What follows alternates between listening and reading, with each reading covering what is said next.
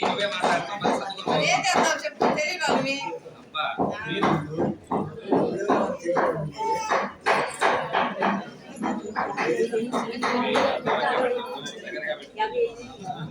ఇలా ఉండాలి చేతులు ఇలా ఉండాలి రైట్ చూడండి దగ్గరగా ఎప్పుడు ఉండాలి ఎప్పుడు పెట్టుకోండి ఇలా అందనే అది చూస్తూ నేను చెప్పాను పలకండి మమ వివాహ సమయే గుడజేరణ దేవత పూజాంచ అహం కరిష్యే गुणदेवताभ्यः